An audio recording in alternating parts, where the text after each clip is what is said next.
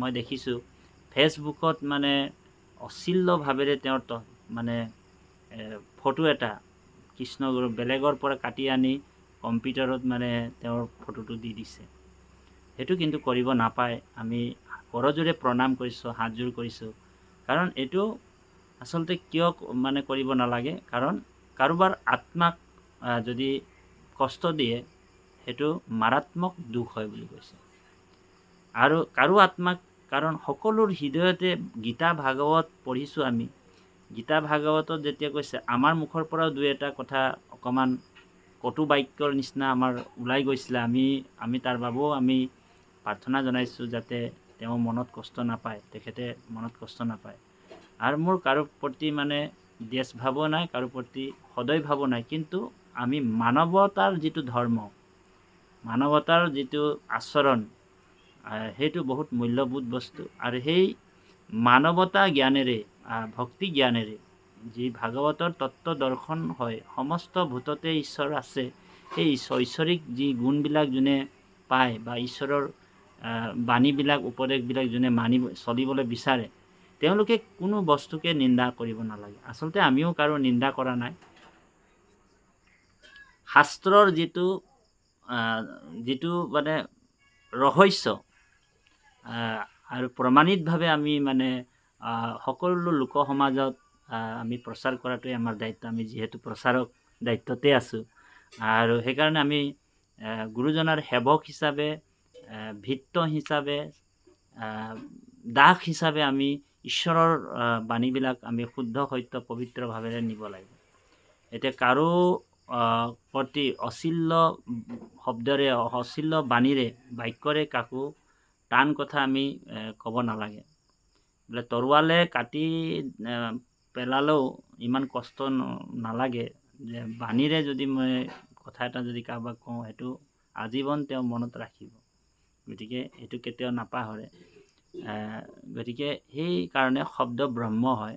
আমি এটাই কথা ক'ব বিচাৰিছোঁ, যিহেতু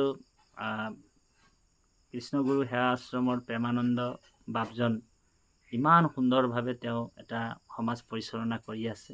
তাৰ ভিতৰতে ভক্তসকলে কিবা এটা অকণমান বস্ত্ৰৰ অকণমান খেলি মেলি দেখাৰ কাৰণে সমালোচনা কৰিলে, কিন্তু ইমান সমালোচনা কৰাটো আমাৰ প্ৰয়োজন নাছিল, মই ভাবোঁ। কাৰণ সমালোচনা হ'ব লাগে মানুহৰ, কিন্তু সমালোচনাটো এটা এনেকুৱা ধৰণৰ ৰূপ লৈ ল'লে, অশ্লীল ৰূপ লৈ ল'লে, যিটো মানে সমাজৰ কাৰণে এটা বেয়া প্ৰভাৱ।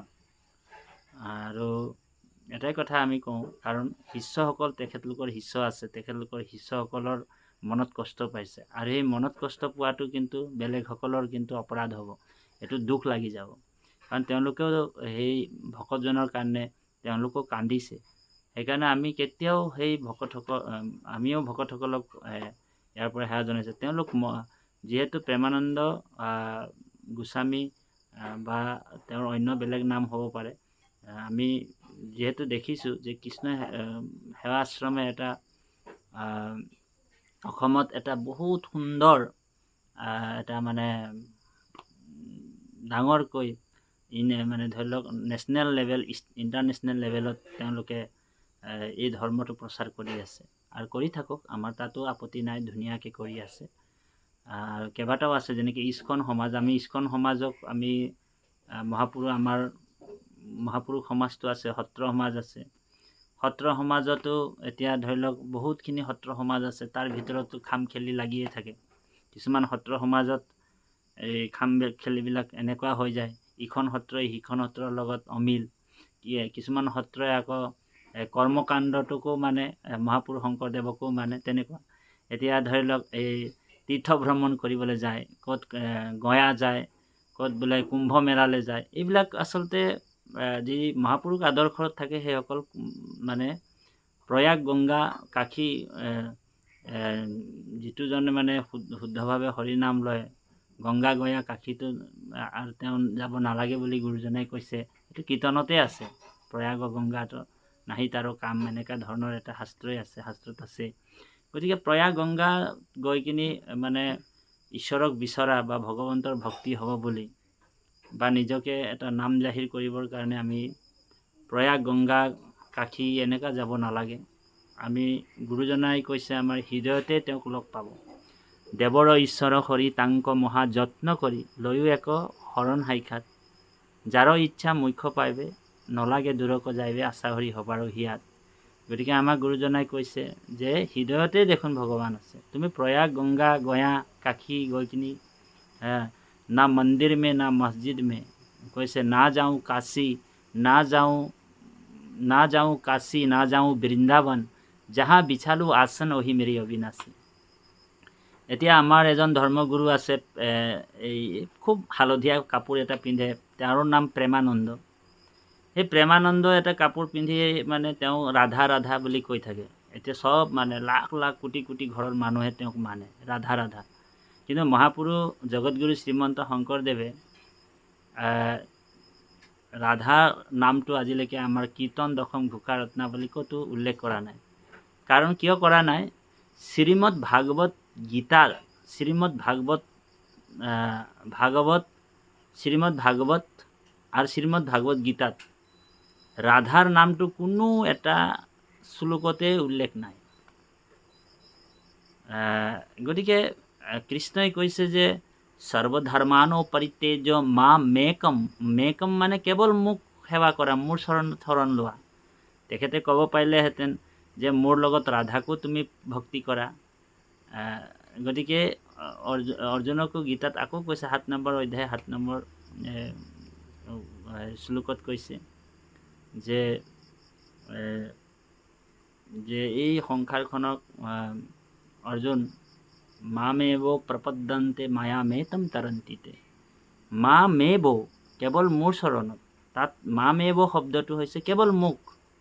মোৰ লগত তুমি ৫,২০০ বছৰ পূৰ্বে মহাভাৰতখনত কৃষ্ণই অৰ্জুনক কৈছে যেনেকৈ মামেব, তাত ক'ব পাৰিলে মোৰ লগত তুমি ৰাধাকো সেৱা কৰা, লক্ষ্মীকো পূজা কৰা, শিৱকো পূজা কৰা, দুৰ্গাকো পূজা কৰা, সেইটো নাই কোৱা। তাৰমানে অৰ্জুনক কৈছে যে মই গোটেই বিশ্ব ব্ৰহ্মাণ্ডটো যিমান দেৱ দেৱী মোৰ বিভূতি হয়, তুমি মোৰ চৰণত যেতিয়া শৰণ ল'বা গোটেই দেৱ দেৱী পাই যাব। তাৰমানে বৃক্ষৰ মূলত যেন আনি দিলা জল, হৈ ত্ৰিপিতি তাৰ পত্ৰ পুষ্প ফল। গতিকে এই এতিয়া নতুনকৈ হালধীয়া পোচাকত এতিয়া আমাৰ বহুত ছ'চিয়েল মিডিয়াত আমি ল'ৰাবিলাক দেখোঁ, কাৰোবাৰ হোৱাটছআপত এই মহাপুৰুষ শংকৰদেৱৰ ফটোটো তেওঁ নিদি, মানে মহাপুৰুষ শংকৰদেৱৰ ফটোটো নিদি কি ফটো দিছে, সেই যিজন মানে হালধীয়া পোচাকত ৰাধা ৰাধা কৈ থাকে। এইবিলাক কথা মানে বহুত আছে, তেনেকুৱা আগৰ পিছে মানে ভণ্ডামি বহুত আছে। তেনেকুৱা ভণ্ডামি বহুতেই আছিল আৰু বহুত ওলাব সংসাৰত। সেইকাৰণে ভাৰত বৰিষা আছে অনেক দোকান, নিচিনি কিনিলে লাগিবে বিঘিনি। ক'ত বোলে প্ৰেমানন্দ ওলাব, ক'ত আচাৰাম বাপু ওলাব, ক'ত ৰাধাৰাণী ওলাব। সাক্ষাৎ দেৱীৰ নিচিনা ৰূপ লৈ ওলাই গৈছিলে এজনী, তাইৰ নাম আছিলে ৰাধাৰাণী। লাখ লাখ কোটি কোটি ভকত তেওঁৰ মানে ডাঙৰ ডাঙৰ ফিল্মি ষ্টাৰবিলাক, ডাঙৰ ডাঙৰ অমিতাভ বচ্চন হওক, ছুপাৰ ষ্টাৰ হওক বা ডাঙৰ ডাঙৰ ৰাজনেতা, প্ৰধানমন্ত্ৰী হওক, তেওঁক গৈ কিনি সেৱা কৰিছিলে ৰাধাৰাণীক। এতিয়াও সেই তেনেকুৱা সেই ভণ্ডামী ধৰ্মগুৰু বুলি কৈছিলে। সেই প্ৰেমানন্দ বুলি এজন আছে হালধীয়া বছৰ, তেওঁকো ৰাজনেতাবিলাকে সেৱা কৰিছে, মহিমা এইবিলাক। তাৰপিছত অৱশেষত এতিয়া সেই ৰাধাৰাণী চেণ্ট্ৰেল জেলৰ ভাত খাই আছে। গতিকে সেইবিলাক আচলতে মহিমা আছে, মহিমা দেখাব পাৰে, কিন্তু সত্যটো প্ৰচাৰ যদি নকৰে, সত্য শুদ্ধ বস্তুটো প্ৰচাৰ নকৰিলে তেওঁলোকে বিপদত পৰে। গতিকে আমাৰ কাৰো লগত বিদ্বেষ নাই, খালি আমি এটাই কথা ক'ব বিচাৰিছোঁ, আপোনালোক সমালোচনা কৰক, কিন্তু শাস্ত্ৰসন্মতভাৱে সমালোচনা কৰক। এনেকুৱা তাচিল্য শব্দ কাৰো প্ৰতি ব্যৱহাৰ নকৰিব, আমি সেৱা জনালোঁ। আৰু কাকো তিৰস্কাৰ বা বেয়াকৈ ক'ব নালাগে, কাৰণ নিজৰ নিজৰ এটা ধৰ্ম আছে, নিজৰ নিজৰ নীতি আছে, নিজৰ নিজৰ প্ৰণালী আছে, নিজৰ নিজৰ সংবিধানতে নিজে নিজে, কাৰণ এইটো গণতন্ত্ৰ দেশ আৰু ধৰ্ম নিৰপেক্ষ দেশ। ধৰ্ম কোনোবা যিকোনো এটা, কোনোবা গছকো পূজা কৰিব পাৰে, কোনোবা মাটিতো পূজা কৰিব পাৰে, আমাৰ কোনো কথা নাই। কিন্তু আমি শাস্ত্ৰসন্মতভাৱে যিটো পাইছোঁ, মহাপুৰুষ গুৰুজনাই যিটো আমাক কৈছে সেইটো আমি পালন কৰিছোঁ, শুদ্ধ সত্যটো। সেইটো আপুনি ক'ব পাৰে নিজৰটো, কিন্তু আনে যিটো কৰিছে সেইটো তেওঁ তাতে সন্তুষ্ট হৈছে। কাৰণ আল্লাহ মুছলমানে কৈছে আল্লাহ জাৰে জাৰে মে হে, আল্লাহ জাৰে জাৰে মে আহে। আৰু আদি গ্ৰন্থ পঞ্জাবীসকলৰ গ্ৰন্থত শিখ গ্ৰন্থটো কৈছে তাত কৈছে বাই গুৰুদাস চব জেগা মহজুদ হে। আকৌ আমাৰ বেদতো কৈছে যে ভগৱান কণ কণ মে হে, ভগৱান ধূলি ধূলিয়ে আছে। গতিকে সকলো বিভিন্ন উপায়েৰে উপাসনা কৰিছে, ঈশ্বৰক উপাসনা কৰিছে। জান জুৰি নদ নদী সকলোৰ পানী এদিন সাগৰতে যাব। সকলোৰ লক্ষ্য উদ্দেশ্য মুঠতে ভগৱন্তৰ ওচৰতে। হয়, কোনোবা কৰ্মৰ ফলত, বেয়া কৰ্মৰ ফলত প্ৰাণী হিংসা যদি কৰিছে, বেয়া কাম কৰিছে, তেওঁ নৰকত যাব, সেইটো 100% চিয়'ৰ। কাৰোবাৰ যদি অনিষ্ট কৰিছে, অপকাৰ কৰিছে, কৰ্মৰ দুখত তেওঁ নৰকত পৰিব। কাৰোবাৰ সেইকাৰণে অহিংসাই পৰম ধৰ্ম বুলি কৈছে। অহিংসা জীৱৰ অহিংসা কৰি চলিব লাগিব, আমি হিংসা কাকো কৰিব নালাগিব। গতিকে আমি এটাই বিনম্ৰ সেৱা জনাইছোঁ, আজি এজন গুৰু সকলোৱে হ'ব পাৰে, গুৰু হোৱা অধিকাৰটো চবৰে আছে। সপ্তম স্কন্ধ ভাগৱতত ভক্ত প্ৰহ্লাদে দ্বৈত শিশুসকলক কৈছে, বিষ্ণু বৈষ্ণৱৰ সং লয়বা প্ৰথমত, গুৰু মানি শুশ্ৰূষা কৰিবা ভালমতে। গতিকে আপুনিও মোৰ গুৰু হ'ব পাৰে আৰু ময়ো আপোনাৰ গুৰু হ'ব পাৰোঁ। বোলে গুৰু হ'ব পাৰে বোলে হয়, কাৰণ বিষ্ণু বৈষ্ণৱ হ'লে সেইজন গুৰু হ'ব পাৰে, যুক্তি আছেই। আশ্ৰৰ্য দেৱ ভৱ বিষ্ণু ভক্ত বিমচ্চাৰা, সংস্কৃত শ্লোকত কৈছে যে আশ্ৰয়জন যদি একমাত্ৰ ভগৱন্তৰ ভকত হয়, তেওঁ গুৰু হ'ব পাৰে। গতিকে গুৰু হ'ব পাৰে, কিন্তু পৰম গুৰু হ'ব নোৱাৰে। পৰম গুৰু হ'লে সেইজন ঐশ্বৰিক গুণ থাকিব, ঐশ্বৰিক ভগৱন্তৰ অংশ অৱতাৰ হ'ব লাগিব। গতিকে পৰম গুৰু হৈছে, সেইকাৰণে শ্ৰীমন্ত শংকৰ হৰি ভকতৰ জানা যেন কল্পতৰু, তাহান্ত বিনাই নাই নাই নাই আমাৰ পৰম গুৰু। পৰম গুৰু মহাপুৰুষ মাধৱদেৱে পৰম গুৰুকহে চিনাকি কৰি দিছে। সেই পৰম গুৰু কোন? বোলে শ্ৰীমন্ত শংকৰদেৱ। গতিকে গুৰুসকলে গুৰু ৰূপে তেওঁ আহি জ্ঞান দিছে, কৃষ্ণ গুৰু হৈছে। সেই গুৰু হৈ কিন্তু তেওঁ জ্ঞান দিব পাৰে। আৰু সেই প্ৰেমানন্দ, সেই যে আমি ৰাধা ৰাধা বুলি কৈ আছোঁ, তেওঁও গুৰু হৈছে, বা অন্য ভাৰতবৰ্ষত ঢেৰ গুৰু আছে, বহুত গুৰু আছে। কিন্তু মহাপুৰুষ শব্দটো আকৌ আজি বিশ্বৰ কোনো এজন ভাৰতবৰ্ষৰে কাৰো আগফালে মহাপুৰুষ শব্দটো লগা নাই। মহাপুৰুষ শব্দটো মাত্ৰ দুজনৰ ওচৰতে লাগি আছে। এজন হৈছে মহাপুৰুষ শ্ৰীমন্ত শংকৰদেৱ আৰু এক হৈছে মহাপুৰুষ শ্ৰীমন্ত মাধৱদেৱ। গতিকে মহাপুৰুষ শব্দটো দুইজনৰ ওচৰতে আছে। গতিকে গুৰু সকলোৱে আছে, গুৰু ৰূপে চবেই জ্ঞান দিব পাৰে। কিন্তু পৰম গুৰু এজন, আমাৰ জগতগুৰু শ্ৰীমন্ত শংকৰদেৱ। আৰু তেখেতে ইমান সুন্দৰকৈ প্ৰচাৰ কৰিছে, ভকতসকলে ভাল পাইছে, মহিমা আছে। সেইকাৰণে লাখ লাখ ভকত তেওঁৰ ওচৰত শৰণাপন্ন হয়, তেওঁ গুৰু মানি চলি আছে। গতিকে আপুনি এজনক যদি আপুনি সেই গুৰুজনক যদি অপমান কৰিছে, তেতিয়াহ'লে তেওঁৰ ভকতসকলে কেতিয়াও দুখ পাব, অন্তৰত দুখ পাব। আৰু আমাৰ এটাই কথা যে কাৰো অন্তৰত দুখ পালে, আঘাত পালে ঈশ্বৰে বেয়া পায়। কাৰণ সকলোৰ আত্মাতে ঈশ্বৰ আছে নহয়। যক্ষ ৰক্ষ বীৰ্ষ লক্ষ লক্ষ ক্ষয়ংকাৰী, গোটেই অগণগ জগতেৰি কায়া, কীট পতংগ অগণগ জগতেৰি কায়া বুলি কৈছে, ঈশ্বৰৰে অংশ সকলো। তোমাৰেহে অংশ আমি যত জীৱ যাক, তোমাৰ মায়াই হৰি বান্ধিলে আমাক, দিও উপদেশ ভজো তোমাৰ চৰণ, মায়াৰ বন্ধন ছিংগু শ্ৰৱণ কীৰ্তন। গতিকে আমি সকলো জীৱতে ঈশ্বৰময় দেখিব লাগিব। আমি কাৰো নিন্দা, কাকো অপমান কৰিব নালাগে। সকলো ধৰ্মতে ধৰ্ম কৰি আছে বুলি যিটো কৰ্ম কৰিছে, নিজৰ নিজৰ কামনাৰ কাৰণে যিবিলাক কৰি আছে, সেইবিলাকে ধৰ্ম বুলি ভাবি আছে যেতিয়া, সেইটো ধৰ্মই হয়।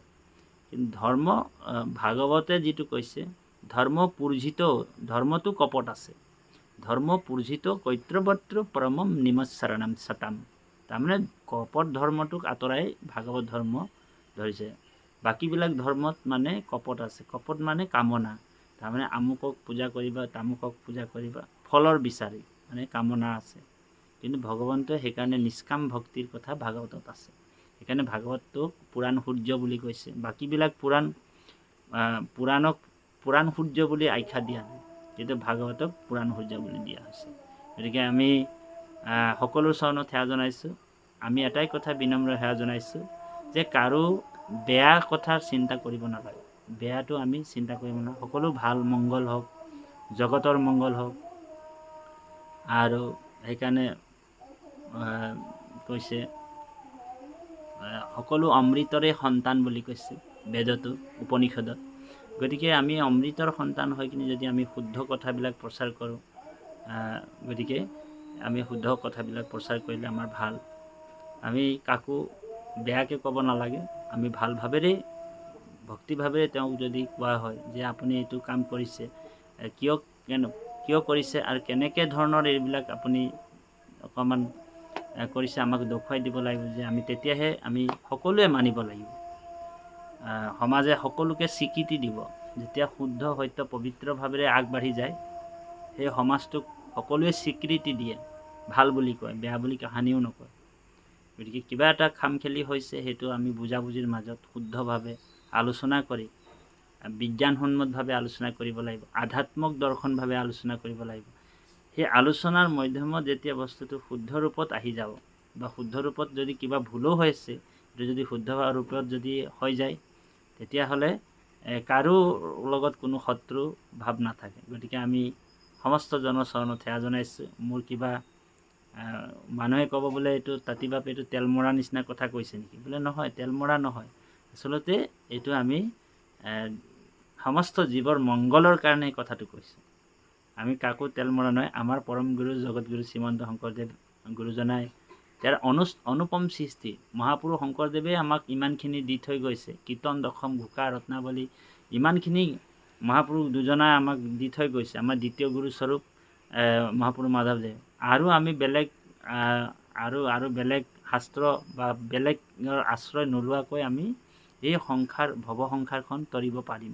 গতিকে আমি কাকো তেল মাৰিব কোৱাও নাই, আৰু কোনো মোক ভাল পায়ো লাভ নাই, আৰু মই কাকো কোনো বোলে মোক বেয়া পায়ো লাভ নাই। মুঠতে মই এটা কথা কৈছোঁ যে সমাজৰ সুচিন্তা আৰু শুদ্ধ পথ বা শুদ্ধ নিয়ম নীতিৰে কোনো বিশৃংখলা নোহোৱাকৈ আমাৰ সমাজখন আগবঢ়াটোৱে আমি কামনা কৰিছোঁ। জয় গুৰু শংকৰ। অপৰাধ বিনাশন আজিলৈ থৈছোঁ। কাইলৈ আকৌ আপোনালোকৰ মাজত উপস্থিত হ'ম। কৃষ্ণ।